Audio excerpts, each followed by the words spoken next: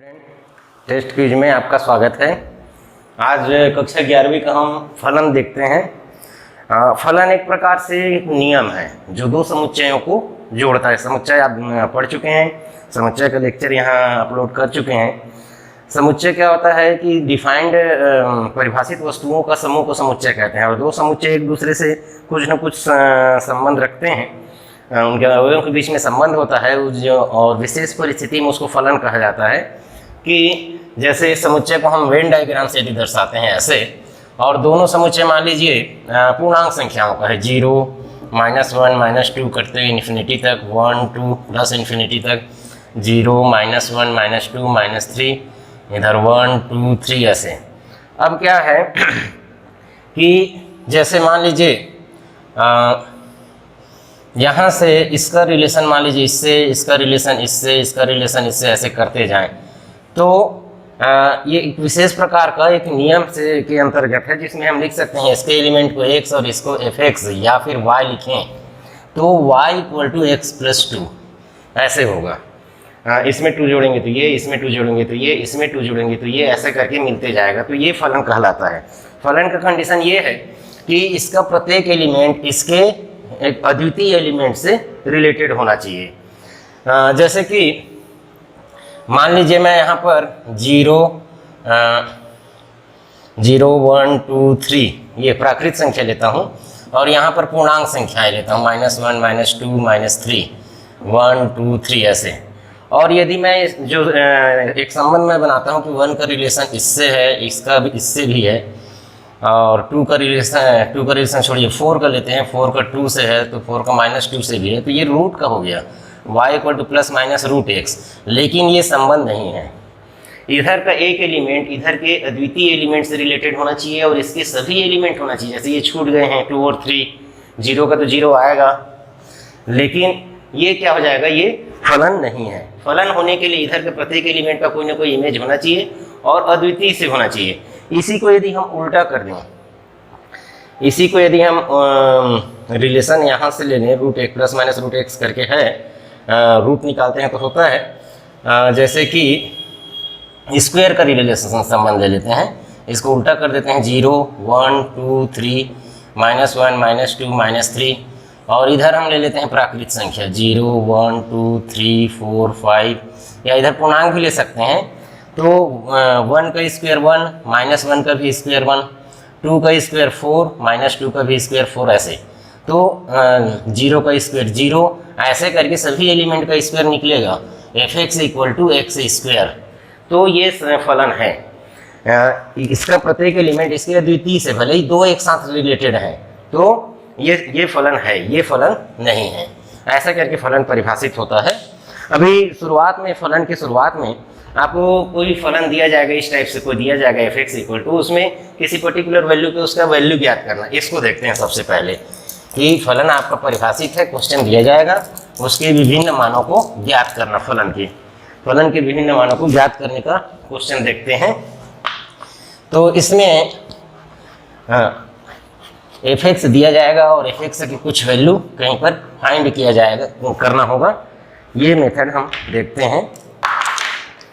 तो यहाँ पर जैसे लिखा हुआ है fx = x² + 2x - 3, fx =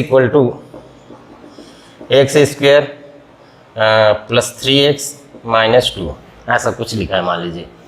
अब हमको निकालना है f0, f -1, f 1/3, f sin θ। तो बस कुछ नहीं करना, फलन आपको दिया गया है, fx = ये है तो f0 का मतलब है जहाँ जहाँ x है वहाँ वहाँ 0 डाल देंगे। जैसे ये 0 का स्क्वायर + 3 × 0 -2 = -2, इसमें -1 डाल देंगे, -1 का स्क्वायर + 3 × -1 -2, तो इसका 1 का स्क्वायर 1 होगा, ये 3 × -1 -3 यानी -2, तो इस प्रकार ये -4 हो जाएगा, -5 + 1।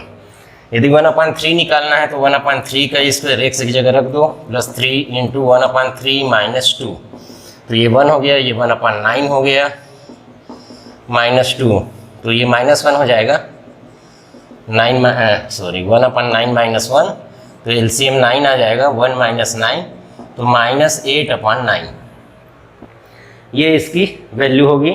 एफ साइन थीटा यदि लिखेंगे तो एक्स की जगह साइन रख देते हैं, sine square theta plus 3 sine theta -2 ऐसे। इस प्रकार फलन का मान हमने निकाल दिया अलग अलग मानों के लिए। जहाँ एक्स दिया है वहाँ पर जिसके जो मान निकालने कहा जाएगा उसको रख देंगे, बस वैल्यू पुट करने का ही मेन इसमें क्वेश्चन है इस पार्ट में। तो देखिए कुछ क्वेश्चन और लेते हैं जो अलग अलग जगह परिभाषित है। जैसे एक क्वेश्चन हम लिखते हैं एफ एक्स इक्वल टू दिया है 3x - 1 जब x 3 से बड़ा है। इसके इक्वल टू दिया है x² - 2 जब x -2 से बड़ा है या बराबर है और 3 से छोटा या बराबर है। और ये है 2x + 3 जब x 2 से छोटा है। यहाँ पर -2 है तो यहाँ भी -2। और हमको निकालना है यहाँ पर F2, F4, F-1, F-3, F0 इतने की कैलकुलेशन करना है। तो देखिए यहाँ पर अब फलन 3 अलग अलग जगह, 3 से बड़ा है तो ऐसा है, 2 और 3 से छोटा है, 2 से बड़ा है लेकिन 3 से छोटा है उस समय ऐसा है, और 2 से भी छोटा है तो ऐसा है। तो हमको देखना है कि ये संख्या कहाँ पर आता है। जैसे 2 है, 2 कहाँ पर आएगा, 2 आएगा इस बीच में, -2 और 3 के बीच में 2 आएगा। तो इस लाइन में हमको x की जगह 2 रखना है। 2 का स्क्वायर -2 मीन्स 4 - 2 = 2। अब 4 है, 4 रखना है। 4 कहाँ पर आएगा, 4 3 से बड़ा है इसलिए इस लाइन में रखना है। 3 × 4 - 1 तो 12 - 1 मीन्स 11। फिर F-1 ये कहाँ पर आएगा, -1 -2 से बड़ा है, मैंने इस लाइन में आएगा। इस लाइन में आएगा तो इस लाइन में x की जगह -1² - 2 तो 1 - 2 = -1। अब -3 को देखना है। -3 कहाँ पर आएगा, -3 तो इससे भी छोटा है -2 से, तो इस लाइन में रखना है x की जगह। 2 × -3 + 3 तो -6 + 3 तो ये -3। फिर F0, 0 कहाँ पर आएगा, यहाँ पर आएगा -2 और 3 के बीच में, तो यहाँ पर 0 रखते हैं। 0 का स्क्वायर -2 = -2, 0 0 हो जाएगा। इस प्रकार ये फलन का मान हमने ज्ञात कर लिया। फिर आगे देखते हैं नेक्स्ट क्वेश्चन।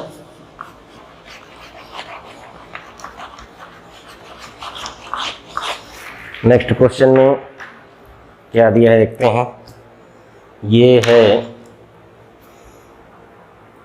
जैसे त्रिकोणमिति हम आगे जाकर पढ़ेंगे, त्रिकोणमिति आगे जाकर पढ़ेंगे। 2-3 क्वेश्चन एक साथ लिख लेते हैं। त्रिकोणमिति कुछ फार्मूला आप देखेंगे, अभी तो इसको यूज कर लेते हैं त्रिकोणमिति का भी।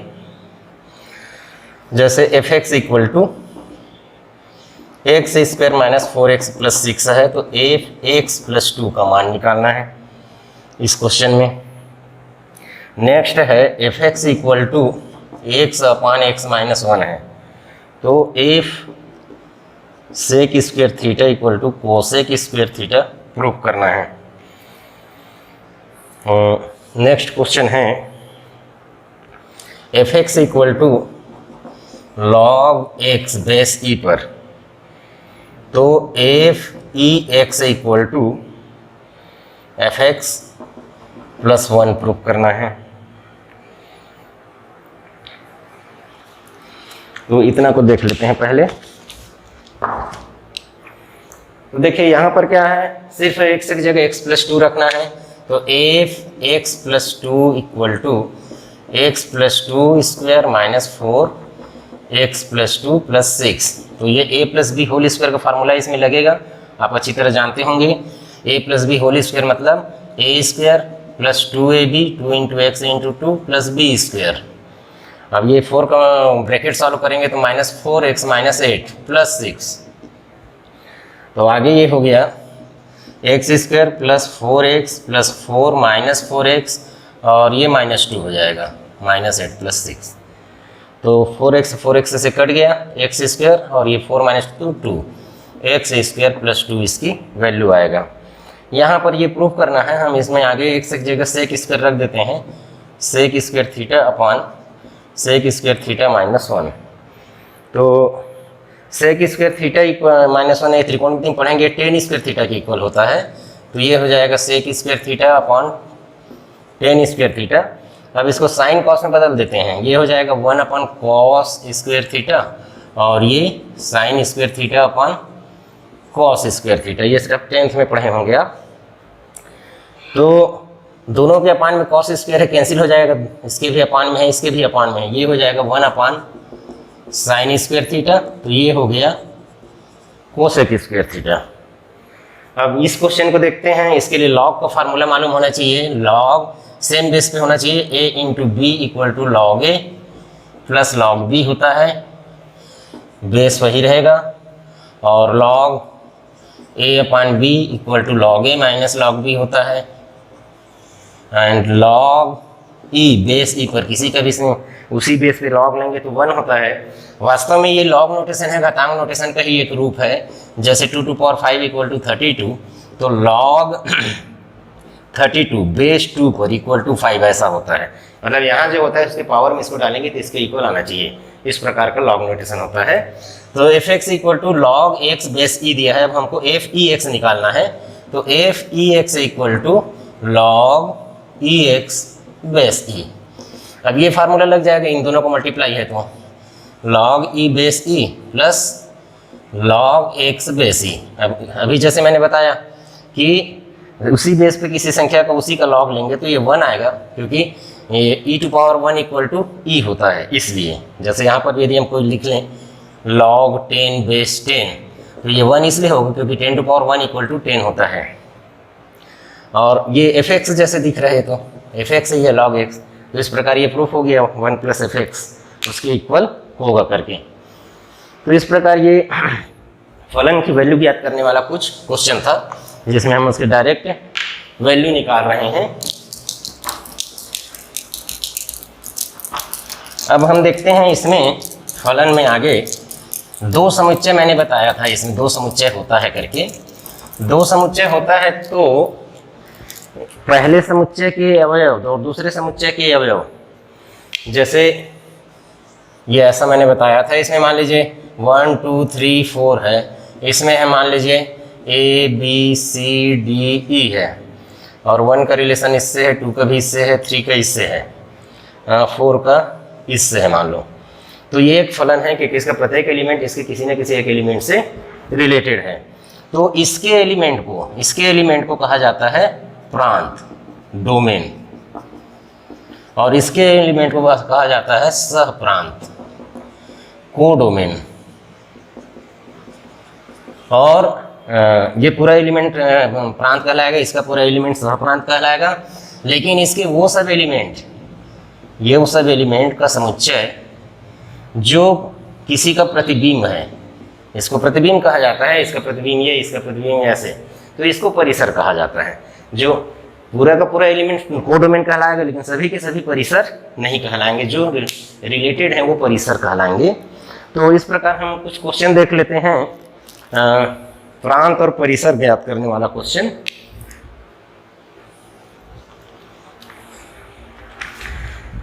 प्रांत और परिसर जैसे ये दिया हुआ है, रेंज और डोमेन दोनों ज्ञात करना है। जैसे x square minus 1 upon x minus 1, फिर एक्स स्क्वायर दिया है, फिर under root x square minus 9 दिया है, फिर 1 upon under root 4 minus x square है मान लीजिए, और फिर है 4 माइनस 3 10x है। रेंज ज्ञात करना, जबकि डोमेन इसका गिवन है -π/4 से बड़ा है x और छोटा है π/4 से। ये डोमेन कहलाएगा, x से क्या की वैल्यू है 5 + 4 cos x, और लास्ट में है f(x) इक्वल टू x + 2 अपॉन x - 1 है, ये y इक्वल है। तो हमको प्रूफ करना है x equal to F Y, ऐसे क्वेश्चन है। अब इन क्वेश्चन को सॉल्व करने के लिए देखिए, ऐसा जब फलन दिया जा रहा है तो हमने बताया पहला जो समुच्चय है उसके एलिमेंट को प्रांत कहते हैं और उधर को रेंज कहते हैं, परिसर, इसको इंग्लिश में रेंज बोलते हैं परिसर को। तो यहाँ पर हमको ये देखना है कि डोमेन ज्ञात करने के लिए कि x की क्या क्या वैल्यू हो सकती है। यदि हम fx इक्वल टू लिखते हैं, fx इक्वल टू लिख रहे हैं x square minus one upon x minus one, तो यहाँ पर क्या है कि x इक्वल टू वन रखने पर ये अनंत हो जाएगा, x इक्वल टू वन रखने पर अनंत हो जाएगा। तो ये माना जाएगा कि इसके डोमेन में इसका प्रांत में वन नहीं है, तभी ये परिभाषित है। क्योंकि मैंने एक से की कुछ वैल्यू के लिए यदि f(x) परिभाषित नहीं होता है तो वो उसके डोमेन में नहीं रहेगा, बाकी के लिए होगा। तो इसको ऐसे करके रेंज डोमेन को बताने के लिए वैसे जनरली इसका यूज किया जाता है, अंतराल को उसको बाद में बताएंगे। x माइनस वन है तो वास्तविक संख्याओं के समुच्चय से यदि हम 1 को माइनस कर दें, समुच्चय का माइनस जान रहे हैं, r मतलब वास्तविक संख्या, इसमें से 1 को हटा देंगे तब ये डोमेन ऑफ f कहलाएगा, इसका प्रांत होगा। इसको लिखेंगे x इक्वल टू 1 पर f(x) परिभाषित नहीं है, इसलिए इसके डोमेन में 1 नहीं रहेगा, बाकी के लिए परिभाषित है। अब जैसे f(x) equal to x square है, अच्छा इसका परिसर जानना है, इसका परिसर भी जानना है। अब इसका परिसर जानने के लिए हमको ये देखना है कि f(x) एक जगह y रख देंगे और x की वैल्यू निकालेंगे, x की वैल्यू निकालेंगे। अच्छा ये 1 पर परिभाषित नहीं था तो 1 का इमेज इसमें नहीं आएगा, इसके 1 का इमेज इसमें नहीं आएगा, ऐसा भी जान सकते हैं इसके परिसर में। जैसे इसको आगे सॉल्व कर दें, f(x) equal to x minus one into x plus one upon x minus one, तो ये कट गया, f(x) equal to x plus one और f1 निकाल देते हैं तो ये 2 हो जाएगा। तो जब इसके डोमेन में प्रांत में 1 नहीं है तो इसका इमेज जो 2 है उसमें नहीं रहेगा, तो इसका रेंज हो जाएगा range of f equal to r minus 2। ऐसे इसमें रेंज डोमेन निकालने का अलग अलग मेथड होता है। जैसे f(x) equal to x square है, f(x) equal to x square है सेकंड क्वेश्चन, इसमें तो कोई दिक्कत नहीं, x का कोई भी वैल्यू हो सकता है। तो जो डोमेन ऑफ f होगा वो हो जाएगा पूरा का पूरा वास्तविक संख्या। लेकिन रेंज ऑफ f लिखेंगे तो आप इसको प्लस रखिए या माइनस कीजिए, कुछ भी कीजिए, कुछ वैल्यू रखेंगे तो ये प्लस होते जाएगा। तो ये वास्तविक संख्याओं का माने धनात्मक संख्याओं का समुच्चय होगा r प्लस डोमेन। रेंज जो होगा, रेंज में सिर्फ वास्तविक संख्याएं आएंगे, बाकी उसमें छूट जाएंगे। तो इस प्रकार क्या है, इसका डोमेन तो पूरा वास्तविक संख्या है, वास्तविक संख्या का वर्ग निकलता है और वर्ग निकलने पर धनात्मक हो जाता है, तो ये r प्लस का मतलब है वास्तविक संख्या का धनात्मक भाग। नेक्स्ट देखते हैं, अलग अलग तरीका है सबका जानने का, अलग अलग तरीका है। जैसे नेक्स्ट है f(x) equal to under root x square minus 9। तो ऋणात्मक संख्या का वर्गमूल नहीं निकलता है, ये सिद्धांत यहाँ पर लगेगा, ऋणात्मक संख्या का वर्गमूल यहाँ नहीं लगेगा। तो इसको जो है हमेशा 0 या 0 से बड़ा होना चाहिए। X square minus 1 is greater than और equal to 0, sorry x square minus 9 is greater than और इक्वल टू 0 करके हमको लेना पड़ेगा। ऐसा लेंगे तो क्या होगा कि इसका वर्गमूल निकलेगा और इसी से इसका रेंज है वो निकलेगा, इसी से इसका रेंज निकलेगा। तो x square is greater than और इक्वल टू 9, तो क्या हो जाएगा, 9 से बड़े वास्तविक ऐसे संख्या जिनका वर्ग 9 से बड़े हैं। वैसे ऐसे इसको इनइक्वलिटी कहा जाता है, इसको देखेंगे अभी सिलेबस में है। जब ऐसे इनइक्वलिटी होता है ना तो वर्गमूल लेंगे तो प्लस माइनस वेरिएबल में डाल देना चाहिए। ऐसे तो प्लस लेंगे तो x 3 से बड़ा होना चाहिए और माइनस लेंगे तो माइनस x 3 से बड़ा होना चाहिए, या पक्षांतर करेंगे तो माइनस 3 से x छोटा होना चाहिए। इसको इधर कर दिए, इसको इधर। तो इस प्रकार कि x जो है ऋण अनंत से लेकर के ऋण 3 तक का वास्तविक संख्याएं हो गया और साथ में 3 से लेकर के 3 4 से लेकर के अनंत तक का ये वास्तविक संख्या इधर हो गया। ये इसका डोमेन ऑफ एफ है। डोमेन ऑफ एफ इसका ऐसे निकलेगा। रेंज निकालने के लिए देखिए ये हमेशा 3 से बड़ा है या -3 से छोटा है, तो ये आ जाएगा धनात्मक संख्या। और उसका वर्गमूल निकालेंगे तो कोई भी वास्तविक संख्या आते जाएगा, कोई भी वास्तविक संख्या आते जाएगा, लेकिन वो प्लस रहेगा, माइनस नहीं रहेगा। यहाँ पर प्लस माइनस नहीं लिखा है इसलिए। तो इसका जो रेंज होगा ये वास्तविक संख्या का धनात्मक भाग होगा, वास्तविक संख्या का धनात्मक भाग। ये क्वेश्चन के साथ साथ इसके नेक्स्ट वाले को बताता हूँ, थोड़ा सा अंतर है उसमें। f(x) = 1/√4 - x² दिया है। तो ऐसा दिया है तो इसमें क्या था, हमने 0 से बड़ा या बराबर होना चाहिए बोले थे रूट निकलने के लिए। यहाँ पर भी 0 से बड़ा या बराबर होना चाहिए रूट निकलने के लिए, लेकिन एक प्रतिबंध और है कि ये अपान में है तो 0 नहीं हो सकता। ये इसको 0 कर देंगे, यानी x = +-2 रखेंगे, ये 0 हो जाएगा, तो ये परिभाषित नहीं होगा, अनंत हो जाएगा। इसलिए इसमें जो प्रतिबंध लगेगा 4 - x² इज ग्रेटर देन 0 लिखेंगे, या 4 इज ग्रेटर देन x²। अब फिर ये वाला मेथड करते हैं, इसका वर्गमूल 2 और इसमें +-x डालते हैं, तो x जो है 2 से छोटा है, प्लस लेंगे तो x 2 से छोटा है, 2 इज ग्रेटर देन x, और माइनस लेंगे तो 2 बड़ा है -x से, इसको इधर लाते हैं तो x बड़ा है -2 से। तो ये भी वैसे ही लगभग आ गया, बस इसमें 2 शामिल नहीं है, इसमें 3 भी शामिल थे इसका वर्गमूल, इसमें 2 शामिल नहीं होगा। इसका यदि हम डोमेन ऑफ एफ लिखेंगे तो ऋण अनंत से, माने ऋण 2 से छोटा हो सकता है, तो ऋण अनंत से ये जाएगा ऋण, इसको ऐसे करके ओपन बता देते हैं, माने 2 इसमें शामिल नहीं है, छोटा ब्रैकेट है तो इसको बताएंगे कुछ देर में। ऋण 2 इसमें शामिल नहीं है और ऐसे ही 2 शामिल नहीं होगा और ऐसे करके अनंत तक जाएगा। इस प्रकार इसका रेंज डोमेन हुआ। आगे हम देखते हैं, अंतराल को बताना था, इसको बताने के पहले बता देंगे अभी अंतराल, उसके बाद फिर और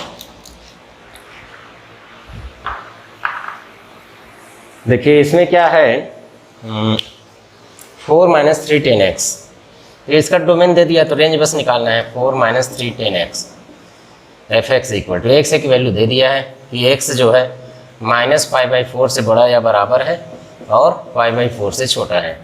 तो f(x) की वैल्यू इन दोनों जगह निकाल लेते हैं, इनके बीच की संख्याएं आएंगी पूरा।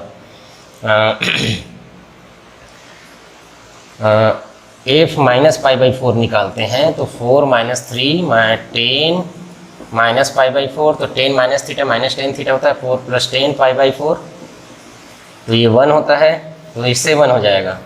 एंड f π/4, 4 - 10 π/4 1 होता है, तो 4 - 3 यानी 1 हो जाएगा। तो इस प्रकार रेंज तो इतना है, लेकिन डोमेन इनके बीच की सभी वास्तविक संख्याएं हैं। तो इसको ऐसे जनरली दर्शाया जाता है, इसको कहा जाता है बंद अंतराल। बंद अंतराल का मतलब है कि इसमें 1 और 7 भी शामिल है और इसके बीच की सभी वास्तविक संख्याएं भी हैं। इसको ऐसे भी लिख सकते हैं कि इसका जो रेंज है ये x है और वो वास्तविक संख्या है, ऐसा है कि x 1 से बड़ा या बराबर है और 7 से छोटा या बराबर है। इसको ऐसे अंतराल में, इसी समुच्चय को ऐसे अंतराल में लिखा जाता है। नेक्स्ट देखते हैं हम,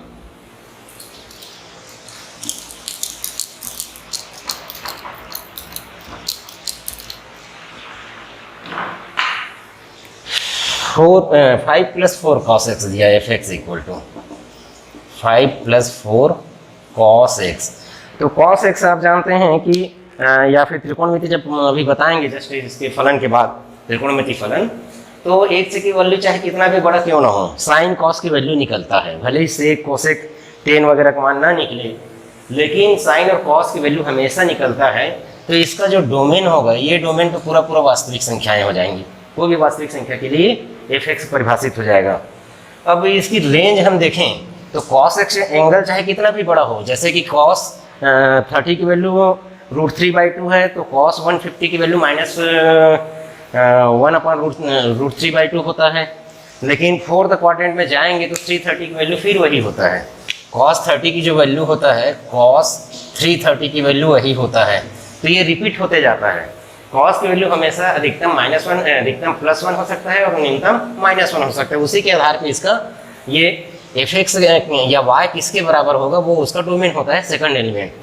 y किसके बराबर होगा ये इसके ऊपर डिपेंड करेगा। तो इसकी अधिकतम वैल्यू हम रखेंगे तो y उस समय मैक्सिमम निकलेगा, fx की मैक्सिमम वैल्यू 5 + 4 cos को 1 रखेंगे तो 9, और fx की मिनिमम वैल्यू जब इसमें -1 रखेंगे cos x की जगह तो ये हो जाएगा 5 - 4 तो =1। तो इस प्रकार इसका जो रेंज है f है ये है क्लोज इंटरवल 1 to 9। 1 और 9 के बीच की सभी वास्तविक संख्याएं ही आएंगी, उससे ज़्यादा उससे छोटा या उससे बड़ा नहीं आएगा। अब लास्ट क्वेश्चन एक और है जो लिखे हैं यहाँ,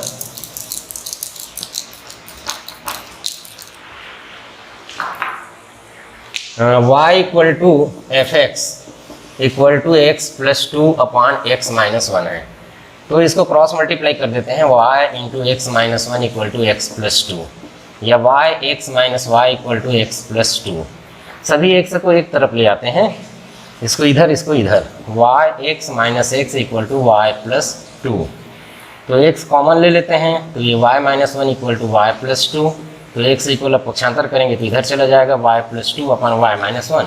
तो ये इसी के जैसे डायरेक्ट दिख रहा है, बस x की जगह y है, इसीलिए इसको fy लिख देंगे ऐसे, x = fy, क्योंकि पूरा उसी फॉर्मेट में आ गई है, बस x की जगह y आ गया है। तो इस प्रकार क्या है, ये कुछ रेंज डोमेन निकालने का क्वेश्चन था। जैसे अभी अंतराल के बारे में बता रहा था, अंतराल बता देते हैं, सब फिर सम विषम फलन बताएंगे। तो एक होता है संवरित अंतराल,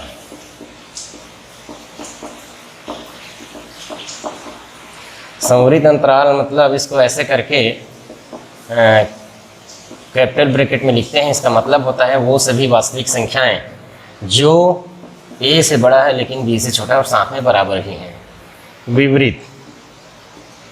विपरीत अंतराल, इसको स्मॉल ब्रैकेट में ऐसे लिखते हैं। इसका मतलब होता है वो सभी वास्तविक संख्याएं जो a से बड़े हैं लेकिन b से छोटे हैं। इसमें a और b शामिल नहीं है, बराबर का चिन्ह नहीं पड़ा है।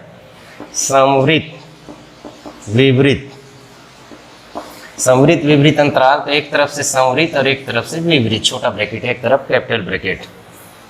इसको वो सभी वास्तविक संख्याएं जो a से बड़े या बराबर हैं लेकिन b से छोटे हैं, b शामिल नहीं है, a शामिल है इसमें। और विपरीत समवृत्त अंतराल, इधर से विपरीत इधर से समवृत्त, मतलब यहाँ पर वो सभी वास्तविक संख्याएं हैं जो a से बड़े हैं लेकिन b से छोटे हैं। समुच्चय वाले चैप्टर में समुच्चय निर्माण विधि में ये सब देखे थे, ऐसा दर्शाना। तो ये हुआ अंतराल का।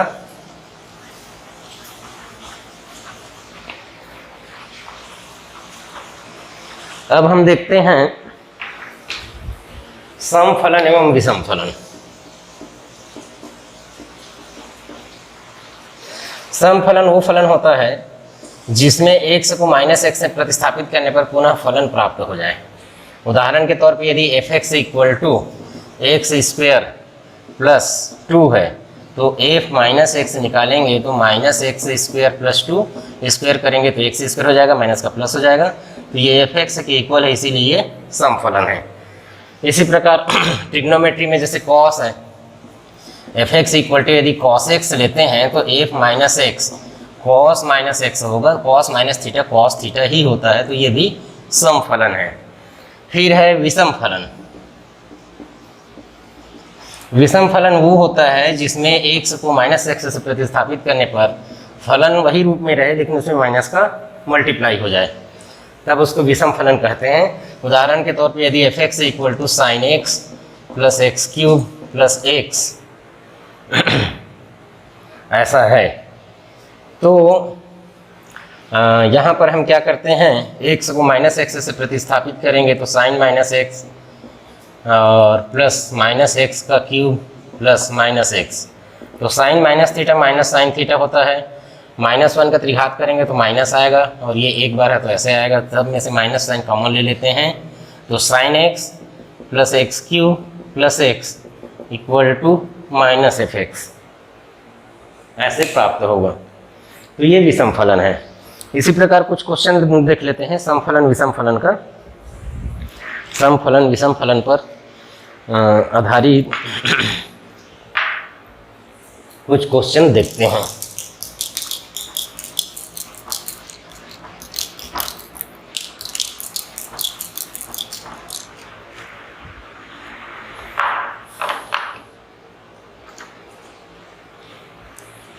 देखिए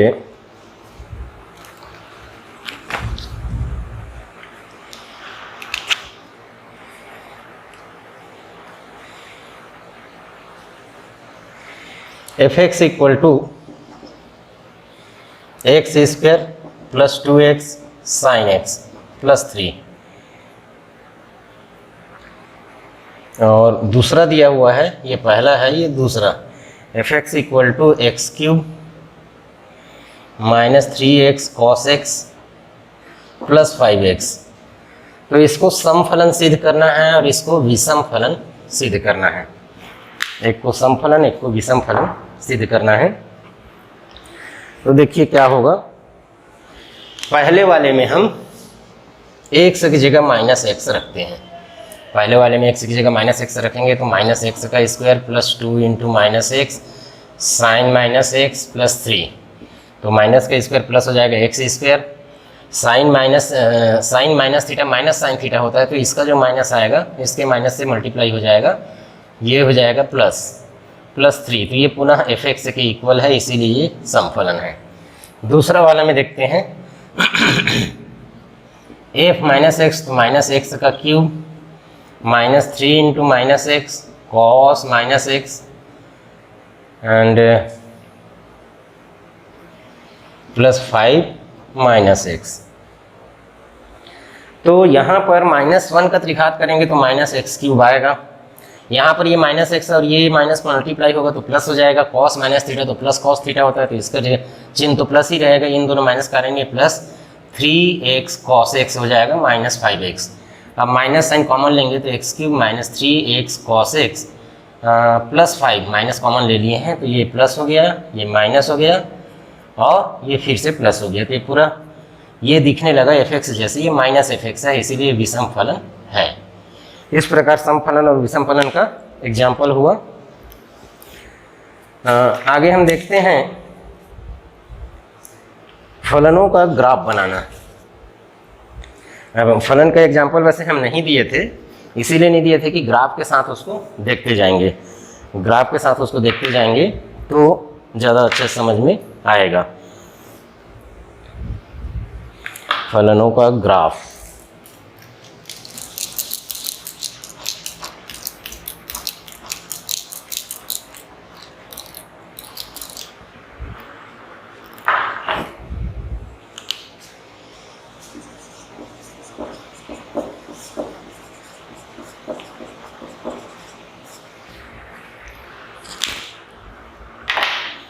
तो सबसे पहले है अचर फलन। ग्राफ का बेसिक चीज ये है, सबसे पहले अचर फलन दे दिया, मतलब एफ एक्स इक्वल टू इसमें जिसमें फलन का जो चर एक्स है, ऐसा कोई संख्या यहाँ लिख दें जो वो एक्स में ना हो उसमें, तो वो अचर कहलाएगा। जैसे एफ एक्स इक्वल टू ए लिख दिया मैंने, तो ये क्या कहलाएगा, अचर फलन कहलाएगा। और ये वैसे एब्सोल्यूट कांस्टेंट नहीं है, जैसे 5 है 3 है, ये सब एब्सोल्यूट कांस्टेंट कहते हैं, परम अचर। और ये क्या है, कभी चर कभी अचर हो सकता है, लेकिन एक से के रिस्पेक्ट में ये अचर है, तो इसको अचर फलन कहेंगे। ये है अचर फलन। अब इसका ग्राफ बनाएंगे, ऐसे एक्स एक्सिस और वाई एक्सिस बनाएंगे, ये ओरिजिन है। तो एक्स की वैल्यू चाहे कुछ भी रखें हम, वाई की वैल्यू, इसको वाई इमेजिन करना है, वाई की वैल्यू हमेशा ए रहेगा। और ए मान लीजिए धनात्मक है, यहाँ से यहाँ तक की वैल्यू यदि ए है, ये वैल्यू, तो एक्स का मान जैसे बढ़ाएंगे तो वाई का मान यही रहेगा, एक्स का मान कुछ भी रखो तो यही रहेगा, ऐसे करके। तो ऐसे करके ये एक्स अक्ष के समांतर एक सरल रेखा मिलेगा, एफ एक्स इक्वल टू ए। अचर फलन है वो हमेशा एक्स एक्सिस के समांतर हो जाएगा, एक्स एक्सिस के समांतर होगा अचर फलन। अचर फलन की वैल्यू इसके ऊपर डिपेंड करेगा, जैसे कि मान लीजिए यहाँ पर जैसे मैं लिख दूँ ये मान लीजिए यहाँ से यहाँ तक 2 है ये डिस्टेंस, तो ये एफ एक्स इक्वल टू -2 होगा क्योंकि नीचे की ओर है। नेक्स्ट फलन देखते हैं तत्समक फलन।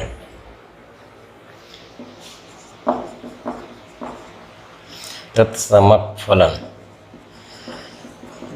तत्समक शब्द सुने होंगे कि कोई भी तत्समक जो होता है कि जोड़ने का तत्समक 0 है, क्योंकि 0 को किसी में ऐड करेंगे तो वही आएगा, और गुणा करने का तत्समक 1 है क्योंकि किसी भी संख्या को 1 से मल्टीप्लाई करेंगे तो वही संख्या आता है। तो ऐसी तत्समक फलन का मतलब है कि ऐसा फलन जिससे वही आए जिसका हम निकाल रहे हैं, तो एफ एक्स का इमेज एफ एक्स ही रहे, तब ये तत्समक फलन है। और इसको y मान लिया जाए तो इस प्रकार यदि हम x एक्सिस और y एक्सिस लेते हैं, हम बार बार अब नहीं लिख रहे हैं x वगैरह, तो x की वैल्यू 0 तो y की वैल्यू 0, x की वैल्यू 1 तो y की वैल्यू भी 1, जैसे ये 1 है, ये 1, ये 1 तो यहाँ आएगा। एक ये -1 है इधर, इसका -1 इधर है, तो x -1 तो y भी -1 ऐसे। तो ऐसे करके ये ऐसे इसको तुरंत विभाजित करते हुए एक सरल रेखा होगा जो यहाँ 45 का एंगल बनाएगा। ये एक सरल रेखा होगा तत्समक फलन। इसको निर्देशांक ज्यामिति में पढ़ेंगे तो बहुत आसान हो जाएगा। फिर है परवलयिक फलन। बस आपको x और y की वैल्यू को पुट करते जाना है। मैंने बताया था एक F x equal to x square, F x equal to F x square एक फलन है, मैंने वेन डायग्राम बनाया था। इसका ग्राफ कैसे बनेगा, तो देखिए x 0 है तो एफ एक्स 0, एक से यदि 1 है तो एफ एक्स 1, एक से यदि -1 है तो भी 1 आएगा, y की वैल्यू -1 नहीं होगा, वर्ग है इसलिए। 1 से 2 है तो ये ज़्यादा तेज़ी से बढ़ेगा, 4 हो जाएगा। 1 से -2 है तो भी 4 हो जाएगा। तो ऐसे करके ये ऊपर की ओर ऐसे करके बनेगा ऐसे। इसको परवलयिक फलन भी कहते हैं, परवलयिक फलन भी कहते हैं इस प्रकार के फलन को। नेक्स्ट है चरघातांकी फलन।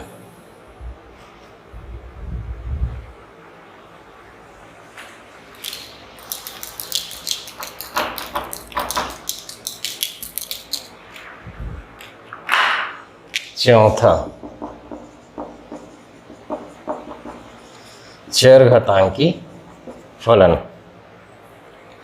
तो ये है y equal to F x equal to E to power x, ऐसा है तो इसको चरघातांकी फलन कहते हैं, ई टू पावर x। तो इसमें आप देख सकते हैं वैसे e का मान आगे जाकर हम देखेंगे 2 और 3 के बीच में होता है, 2 से बड़ा होता है e और 3 से छोटा होता है। 1 से का मान जैसे जैसे बढ़ाते जाएंगे तो 2 और 3 के बीच में होने की वजह से इसका मान तेजी से बढ़ेगा। 1 से 0 रखेंगे तो e to power 0, y equal to E to power 0 means 1, 1 से 0 तो ये 1 आएगा, मतलब यहाँ पर 0 1 का पॉइंट से, इसके बाद जैसे ही इसको 1 से आगे बढ़ाएंगे इसकी वैल्यू तेज़ी से बढ़ेगा, 1 से बढ़ते जाएगा तो ये तेज़ी से बढ़ेगा ऐसे करके। और जैसे ही 1 से छोटा लेते हैं तो वो रूट आते जाएगा, जैसे 2 लेंगे 1/2 लेते हैं तो ई टू पावर 1/2 यानी इसका रूट निकलेगा। तो ये 1 से छोटा रहेगा लेकिन नेगेटिव कभी नहीं होगा, 1 से छोटा रहेगा लेकिन नेगेटिव कभी नहीं होगा ऐसे करके। और इसको ऐसे करके यहाँ एक अक्षर समांतर करके छोड़ देंगे। इसका कारण ये है कि छोटा छोटा आते जाएगा, नेगेटिव होगा नहीं इसका मान, लेकिन ई टू पावर -∞ जब पूरा x एक्सिस की वैल्यू जब -∞ की ओर जाएगा उस समय ये 0 होगा। इस प्रकार ये ई टू पावर ∞, 1 माइनस है तो नीचे में डाल दिए। अब 2 और 3 के बीच में इसके अनंत घात लेंगे तो अनंत हो जाएगा, 1 से छोटी संख्या के लेंगे अनंत घात तो 0 हो जाएगा, तो ये 0 हो जाएगा। मतलब ये ऐसा दर्शाते हैं कि इसको अनंत स्पर्शी कहते हैं कि ये अनंत में जाकर 0 हो जाएगा इसके value E to power x का। ये चरघातांकी फलन है। आगे है लघुगणकी फलन। लघुगणकी फलन यहाँ बता देते हैं।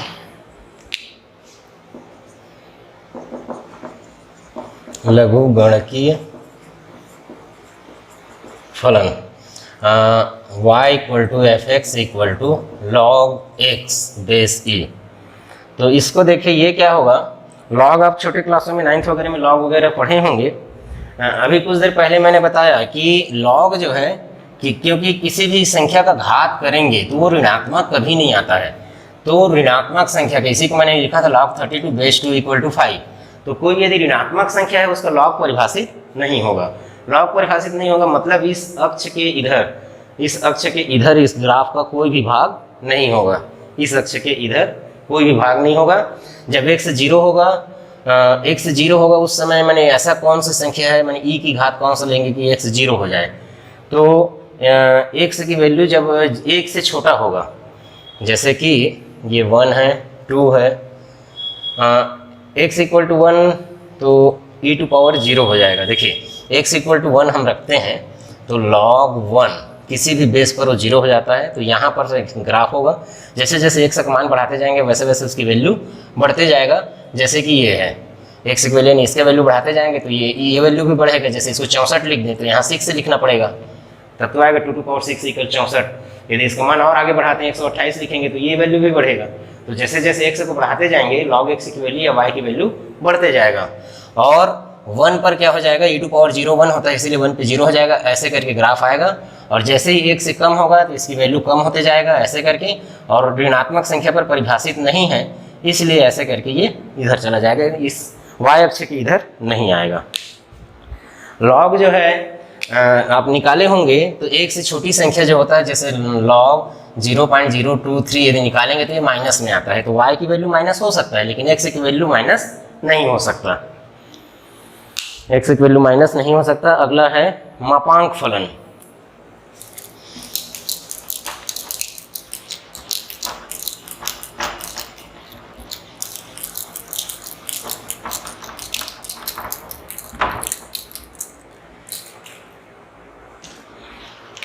नेक्स्ट है मापांक फलन। मापांक फलन f(x) इक्वल टू, यदि इसका मॉड ले, मॉड ऑफ x का मतलब है ये धनात्मक रहे या ऋणात्मक रहे, इसका मान हमेशा धनात्मक ही रहेगा। तो जैसे हम इसको बनाए x 0 तो 0, x 1 तो y भी 1, x 2 तो y भी 2 ऐसे, और x -1 तो मापांक की वजह से वो फिर से 1 हो जाएगा। -2 लेंगे तो भी मापांक की वजह से +2 हो जाएगा। तो ऐसे करके एक सरल रेखा इधर से आएगा और एक सरल रेखा इधर द्वितीय चतुर्थांश में जाएगा। y की वैल्यू ऋणात्मक नहीं होगी क्योंकि मॉड है। मॉड मतलब उसका संख्यात्मक मान होता है। सिग्नम फलन।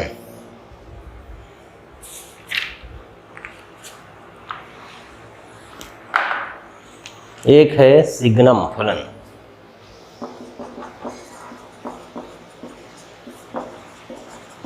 सिग्नम फलन एक से बड़े मान में, हाँ, सिग्नम फलन ऐसे परिभाषित है, इसको सिग्नम फलन इसके इक्वल 1 होता है यदि x 0 से बड़ा है, इसके इक्वल 0 होता है यदि x 0 के इक्वल है, इसके इक्वल -1 होता है यदि x 0 से छोटा है, ऐसा करके दिया हुआ है। तो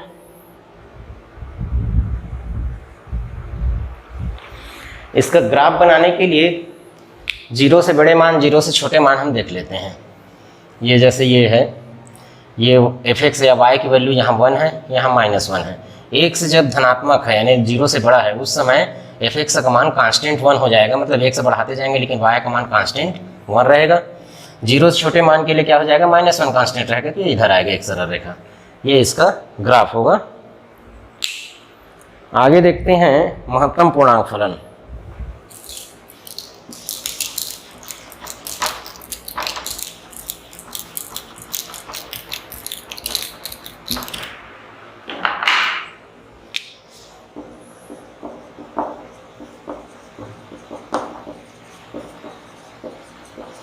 महत्तम पूर्णांक फलन f(x) इक्वल टू, इसको ऐसे दर्शाया जाता है, पूर्णांक, इसकी परिभाषा है पूर्णांक जो x से छोटा या बराबर हो।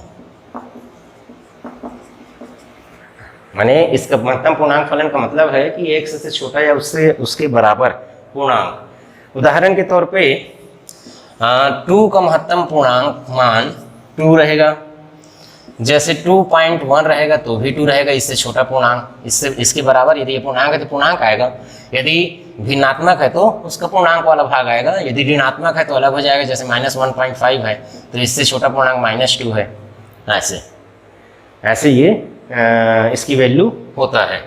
माइनस रहेगा तो उससे भी छोटा पूर्णांक -2 होगा, ऐसे करके।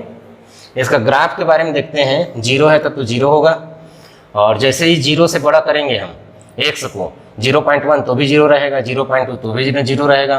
तो x का मान जब तक 1 होगा, 1 से छोटा होगा, तब तक इसका मान 0 ही रहेगा, y का मान 0। और जैसे ही x का मान 1 होगा वैसे ही y का मान भी 1 हो जाएगा। यहाँ पर ये बबल और यहाँ डॉट ये बता रहा है कि ये फलन का मान यहाँ 1 पर ये वैल्यू ना हो करके ये है। 1 से छोटे मानों के लिए y का मान 0 है, और जैसे ही 1 होगा 1 हो जाएगा। 1 से जैसे ही बड़ा और आगे लेंगे 1.5 तो भी 1, 1.6 तो भी 1। तो जब तक 2 आएगा, जब तक x की वैल्यू 2 होगा तब तक क्या होगा, 1 होते 2 से पहले तक, और जैसे ही 2 होगा इसकी वैल्यू 2 हो जाएगा। तो 2 के संगत यहाँ प्राप्त होगा, ग्राफ यहाँ नहीं प्राप्त होगा। तो इस प्रकार ये ऐसे करके हमको मिलते जाएगा। इधर भी देख सकते हैं, यदि हम -0.2 लिखेंगे तो -1 आ जाएगा y की वैल्यू, ये -1 है। जैसे ही करेंगे तो इधर से -0 से जैसे ही थोड़ा सा छोटा लेंगे, जैसे -0.009 ऐसे थोड़ा सा भी छोटा लेंगे तो इसकी वैल्यू इससे छोटा पूर्णांक -1 के इक्वल हो जाएगा, और ऐसे करके ये इधर आएगा। जैसे ही -1 होगा, -1 होने तक तो -1 ही रहेगा, ये 0 के संगत बबल आएगा, ये -1 यहाँ आएगा।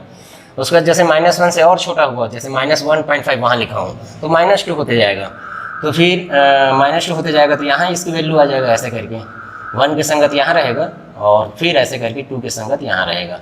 ऐसे करके ग्राफ मिलते जाएगा इसका महत्तम पूर्णांक फलन का ग्राफ ऐसे होगा। आगे देखते हैं, चूँकि त्रिकोणमिति भी हमको पढ़ना है, तो त्रिकोणमिति फलन का ग्राफ यदि यहाँ हम बताएंगे तो शायद ज़्यादा लंबा हो जाए, तो त्रिकोणमिति फलन में ही उसका ग्राफ बता देंगे। या फिर अच्छा, एक फलन और है, देख लेते हैं। व्युत्क्रम फलन।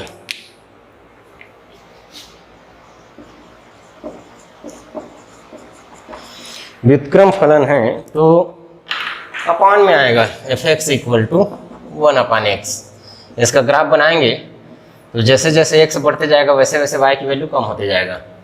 ये देखिए एक दूसरे की इनवर्स है, x बढ़ेगा तो नीचे में होने पर y कम होगा, और x कम होगा तो y बढ़ेगा, तो x बढ़ेगा तो y कम, ऐसे करके, और x कम होगा तो ऐसे करके प्राप्त होगा। इसके साथ साथ ये भी देख सकते हैं कि दोनों समान चिन्ह के होंगे। x यदि धन है तो y भी धन रहेगा, तो प्रथम चतुर्थांश में आएगा, और यदि x ऋण है तो y भी ऋण होगा। तो यहाँ पर भी ऐसे एक ग्राफ हमको मिलेगा कि x का मान बढ़ा तो y का मान कम हो गया, और x का मान कम हो तो y का मान बढ़ गया, ऋणात्मक मान। अब देखिए इसमें त्रिकोणमिति फलन का तो हम ग्राफ वहीं बता देंगे, त्रिकोणमिति में ज़्यादा अच्छा रहेगा, क्योंकि उसकी वैल्यू को आपको 10th में खैर जानते हैं, 10th में आपने त्रिकोणमिति पढ़ा है, लेकिन त्रिकोणमिति फलन का ग्राफ को हम उसी समय बता देंगे। इसमें हम कुछ एक एग्जाम्पल बता देते हैं जो मिक्स हो, मिक्स टाइप का। जैसे कि f(x) =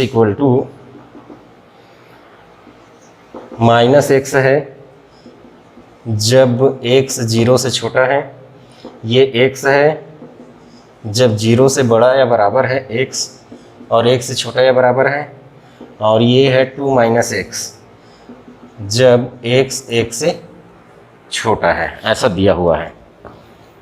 तो देखिए x 0 से छोटा है, x 0 छोटा है तो ये -x है। मतलब क्या हुआ कि x को 0 से छोटा है ऋणात्मक लेते जाएंगे तो y तो धनात्मक मिलेगा, y धनात्मक मिलेगा, और x जैसे जैसे बढ़ते जाएगा वैसे वैसे y भी बढ़ते जाएगा धनात्मक मान। तो हमको 0 से छोटा मान के लिए ऐसे करके एक -1 है तो 1, -2 है तो 2 करके ग्राफ मिलेगा। ये हो जाएगा जब x 0 से छोटा है उस समय का, y = -x। x को माइनस रखते जाएंगे, y प्लस होते जाएगा। जब 0 और 1 के बीच में y जो है 1 के इक्वल है, मतलब 0.1 लेंगे तो ये भी 0.1, 0.2 लेंगे तो 0.2, 0.5 लेंगे तो 0.5, ऐसे करके इधर 1 है और इधर 1 है। तो 0 से बड़ा या बराबर है और 1 के बराबर है उस समय तक ऐसे करके ये ऐसे जाएगा। उसके बाद जब ये 1 से छोटा है, इसमें कुछ क्वेश्चन मिस्टेक लग रहा है, बड़ा होना चाहिए एक से, है ना, गलत लिखे हैं, दिया तो वैसे ही है लेकिन इसको हम बड़ा लेंगे तब बनेगा, क्योंकि एक से छोटा मान के लिए तो हो गया है। तो ये क्या होगा, एक से जब एक से बड़ा है, एक से बड़ा है तो y की वैल्यू क्या होगा, जैसे एक से बड़ा है तो 1 पॉइंट रखेंगे तो कुछ इसमें y की वैल्यू धनात्मक हमको मिलेगा। एक से जैसे बड़ा है तो x इक्वल टू 1 रखेंगे तब तो ये 1 होगा, ठीक है। ये रख के देख लेते हैं, y equal to 2 minus x, तो x की जगह मैं रखता हूँ 1.2, तो ये 0.8 हो गया। और उसके बाद वैसे इसको ना ये कर सकते हैं कि इसको बनाने का तरीका एक ये है कि आगे जाकर देखेंगे निर्देशांक ज्यामिति में एक सरल रेखा का समीकरण है, x इक्वल टू 0 रखने पर y equal to 2, y equal to 2 यानी यहाँ, लेकिन इधर इसका मान नहीं है, इधर तो बना चुके हैं, और y इक्वल टू 0 रखने पर x इक्वल टू 2, ये y इक्वल टू 0 रखेंगे तो x इक्वल, इधर x आएगा तो x इक्वल टू 2। तो इस रेखा के संगत इन दोनों को मिलाने वाली, 2 और 2 को मिलाने वाली रेखा के संगत एक से बड़े मानों के लिए परिभाषित होगा। 2 पर 0 हो जाएगा, ऐसे करके आएगा, ये ऐसे करके ऐसे करके आएगा, और ऐसे करके फिर यदि x 2 से ज़्यादा हो जाएगा तो y भी ऋणात्मक हो जाएगा, इस प्रकार प्राप्त होगा। 1 है तो यहीं से स्टार्ट हो गई, ऐसे करके ऐसे इस प्रकार प्राप्त हो गई। ये इसका ग्राफ हुआ। अब हम आगे फलन का कुछ देखते हैं, नेक्स्ट लेक्चर में सीमा के बारे में बताएंगे। फलनों का बीजगणित, फलनों का बीजगणित या संयोजन, जैसे दो फलन दिया जाएगा तो उनको एक साथ कैसे दोनों फलन का एक साथ फलन बना सकते हैं, उसके ऊपर कुछ क्वेश्चन देखते हैं। फलनों का संयोजन,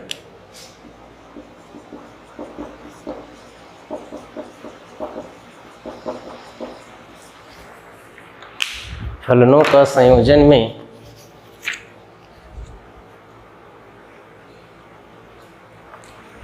जैसे कि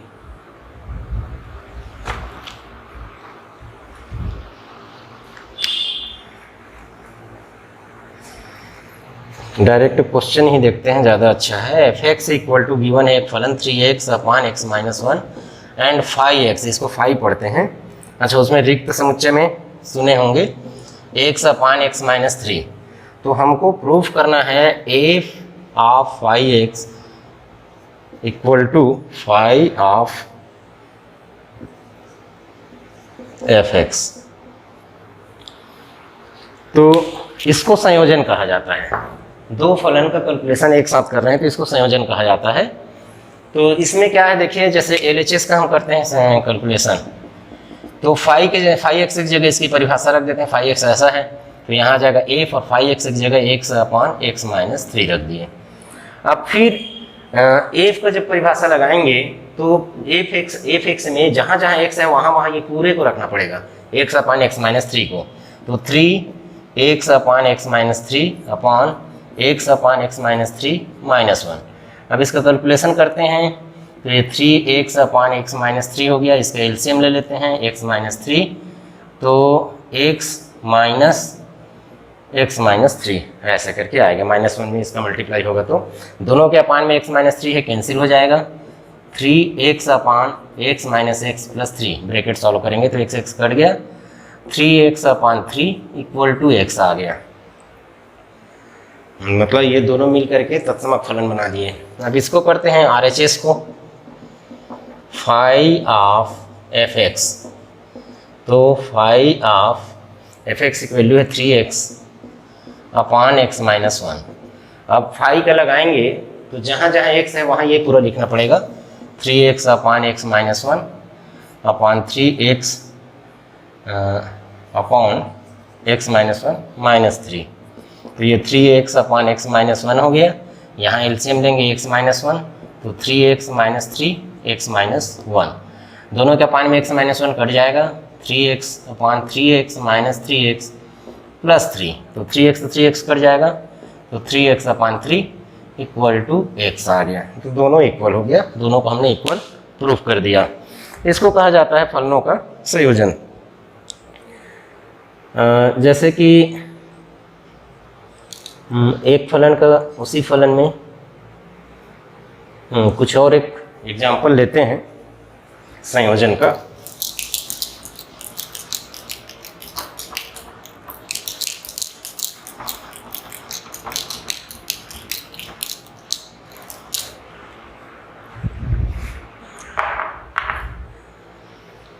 रेंज डोमेन निकालना देखा हमने, f x equal to E to power 2x, g x equal to log root x.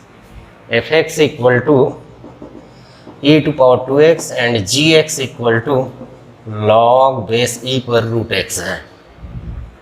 तो हमको एफ ओ जी और जी ओ एफ का मान निकालना है। लॉग का फार्मूला कुछ देर पहले बताए हैं, एफ ओ जी एक्स, ये ऑपरेशन के लिए है। एफ और जी का ऑपरेशन करना तो पहले इसको हम लिखेंगे एफ और यहाँ लिख देंगे जी एक्स। तो जी एक्स की वैल्यू है लॉग रूट एक्स बेस ई पर। अब एफ एक्स की परिभाषा लगाएंगे तो जहाँ पर एक्स है वहाँ पर इसको हमको डालना पड़ेगा पहले। तो एफ एक्स है ई टू पावर 2 और एक्स की जगह ये पूरा आ जाएगा log root x base e. तो ये 2 को हम इसके पावर में ले जाते हैं, log x to power N equal to N log x ऐसे होता है। तो सामने में एन है उसको यहाँ ले जाते हैं तो इसके पावर में चला जाता है, ऐसे ही पावर वाला सामने आ जाता है, सामने में रहता है वो पावर में चला जाता है। तो e to power log root x का स्क्वायर बेस ई। तो e to power log root x का स्क्वायर एक्स हो जाएगा बेस ई। तो जैसे मैंने बताया लॉग ई बेस ई पर 1 होता है, वैसे ही ई के पावर में यदि लॉग समथिंग लिखा हो और बेस ई हो तो ये दोनों मिलके 1 हो जाएगा, एक्स आ जाएगा। तो इसकी वैल्यू एक्स हो गया, एफ ओ जी की वैल्यू। अब जी ओ एफ निकालते हैं, जी ओ एफ एक्स, तो जी एफ एक्स की वैल्यू रखते हैं जी ई टू पावर 2x। अब जी की वैल्यू रखते हैं, जी के एक्स की जगह ये रखना पड़ेगा, तो लॉग बेस ई पर root E to power 2x। तो लॉग रूट निकालेंगे तो 2 कट जाएगा, e to power 2x into 1/2, root का मतलब कट गया, एक्स को सामने ले आते हैं तो लॉग ई बेस ई पर ये 1 होता है इसीलिए x हो जाएगा। लॉग ई बेस ई पर 1 होता है इसलिए x हो जाएगा, दोनों x के इक्वल है। इस प्रकार फलन का ऑपरेशन का कुछ क्वेश्चन हुए। इसमें फलन का 11th लेवल में फलन का हम कंपटीशन एग्जाम का लेक्चर नहीं देंगे। फलन का यदि आपको देखना है कंपटीशन एग्जाम का क्वेश्चन तो आप 12वीं में, क्योंकि 12वीं के बाद ही एग्ज़ाम दिलाएंगे, तो इस पर 11वीं लेवल का कंपटीशन नहीं होगा। आप प्रतियोगी परीक्षा फलन यदि पढ़ना चाहते हैं तो वो 12वीं में अपलोड हो चुका है। धन्यवाद।